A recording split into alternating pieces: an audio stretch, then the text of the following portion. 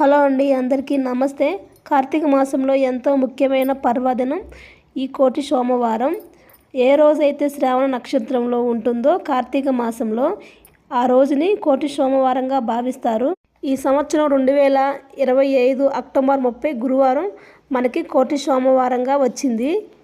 ఈ రోజున స్వామివారి జన్మ నక్షత్రం శ్రావణ నక్షత్రంలో ఉంటుంది కనుక తెల్లవారుజామున కార్తీక స్నానం చేసి ఇల్లంతా శుభ్రం చేసుకొని మనం దేవుడి ముందైతే దీపాలు అయితే వెలిగించుకోవాలి.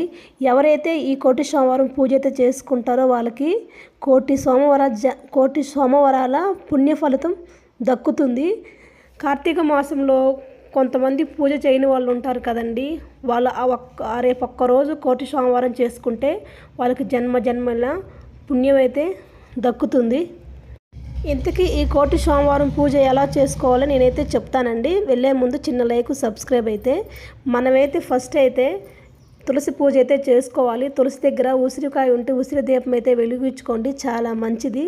తర్వాత మనమైతే దేవుడి గది కాడికి వచ్చి కొంచెం పసుపు నీళ్ళైతే ఇల్లంతా చల్లుకొని దేవుడి ముందు పూలైతే పెట్టుకోవాలి. పూలన్నీ పెట్టుకున్న తర్వాత నిండుకున్న నీళ్ళు ఈశాన్య మూలంలో ఒక చెమ్ము రాగి చెమ్ముతో పెట్టుకొని పక్కనైతే పెట్టుకోవాలి. తర్వాత అయితే మనం దేవుడికి ఎంతో ఇష్టమైన పాలతో సేమ్యా పాయసం కానీ సేమ్యా పొంగల్ కానీ చేయండి.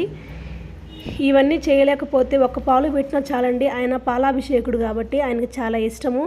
అలానే పిండి దీపాలు అయితే వెలిగించండి. పిండి దీపాలు ఒక 5 చేసుకొని ఒక్కొక్క దీపంలో 5 ఒత్తులేసి వెలిగించండి ఒక్కొక్క ప్రమిదిలో. ఆ తర్వాత దేవునికి అయితే హారతి అయితే ఇవ్వండి. దేవుడికి హారతి ఇచ్చిన తర్వాత ఆ రోజు సాయంత్రం మనం టెంపుల్కి వెళ్ళి 365 ఒత్తులు అయితే శివుడి గుళ్ళు అయితే వెలిగిస్తే చాలా మంచిది అంటున్నారు. గుళ్ళో మనకి రావి చెట్టు ఉంటే రావి చెట్టు దగ్గర దీపం అయితే వెలిగించండి, చాలా మంచిది. అలానే ఉసిరి దీపం కూడా శివుడి గుడి ముందు అయితే వెలిగించండి. సంవత్సరంలో ఒకసారి వచ్చే ఈ కోటి సోమవారాలను ఎవరు మిస్ చేసుకోవద్దండి. పూజ అయితే చేసుకోండి, చాలా మంచిదండి. మీ కష్టాలని మీ బాధల్ని అలానే మీరు అప్పుల్లో ఉన్నా కూడా దేవుడైతే ఖచ్చితంగా తీరుస్తాడు. మీకేమన్నా పూజ విషయంలో ఏమన్నా డౌట్లు ఉంటే మన ఛానల్ కింద ఫుల్ వీడియో అయితే ఉంది, వెళ్ళి చూసేయండి. అలానే మన వీడియో నచ్చితే చిన్న లైక్ సబ్స్క్రైబ్.